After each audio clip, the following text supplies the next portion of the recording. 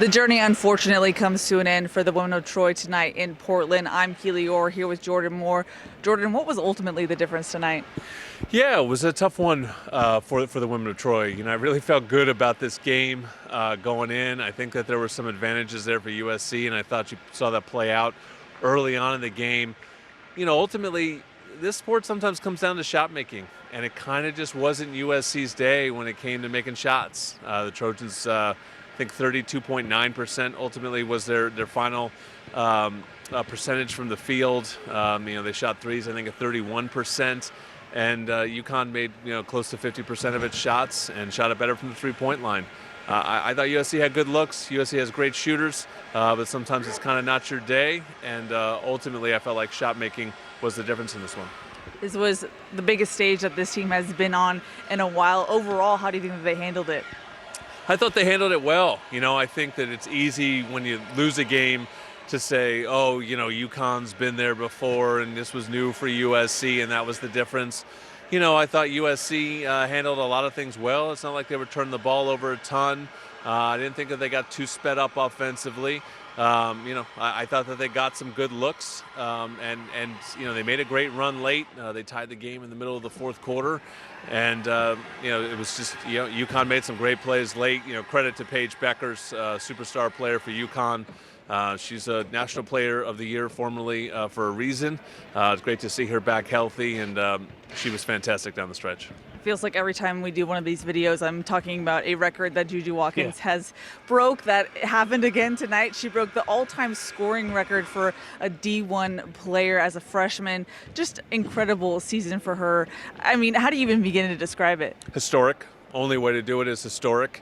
As you said, she broke pretty much every record there was to break for a freshman, and I'm glad they were in this tournament long enough to give her the chance to break the scoring record, and she did it in style, knocking down a three.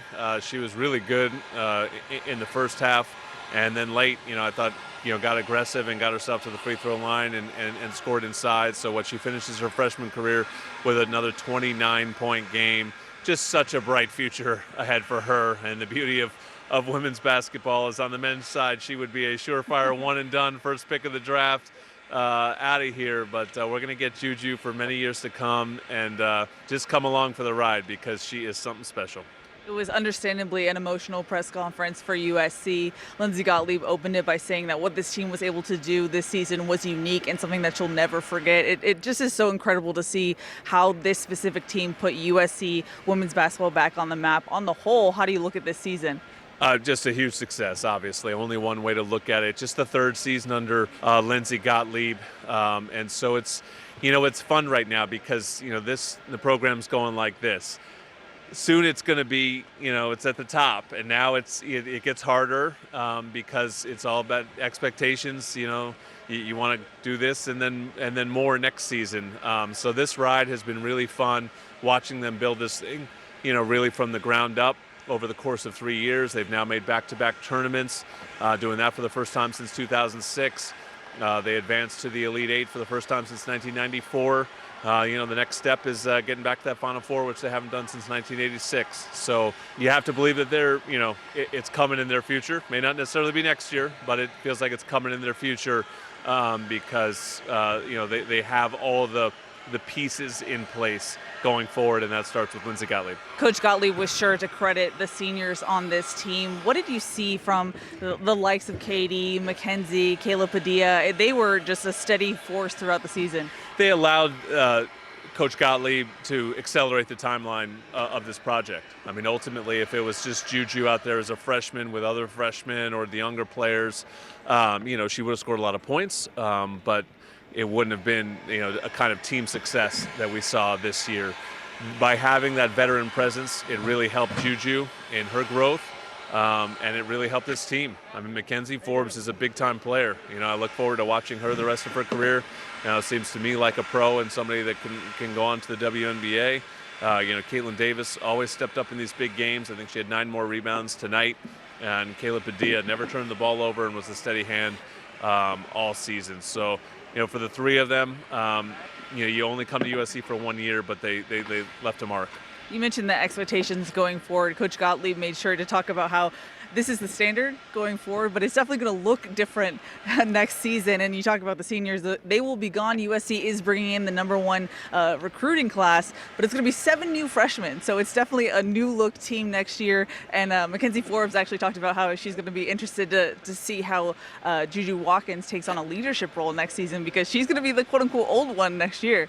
Yeah, you get old quickly in college. You know that. It's pretty crazy. You know, we watch them come in as freshmen, and all of a sudden, you know, a couple years later, you know, they're upperclassmen, and they are the old ones. They're the captains. They're the leaders. And Juju's the star player. So you're always going to be a leader because you're the one entrusted to make the plays when the game is on the line. But you do have Rhea Marshall coming back for her senior year.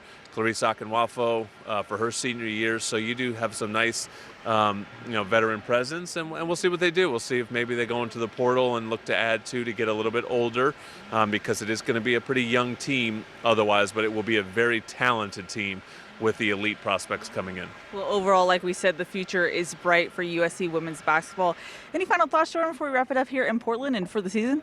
This was a blast. Congratulations to Lindsey Gottlieb and this team. It was my pleasure to get to come along on this ride. Obviously, typically I'm with the men's team, but got this great opportunity, and it's been fun.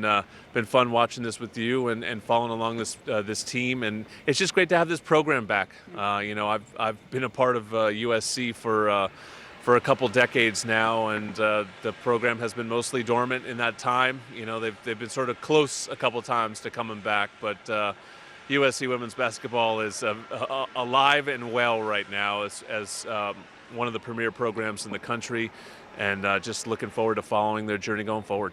For sure. Alrighty, that's going to wrap it up here in Portland. We'll see you next season.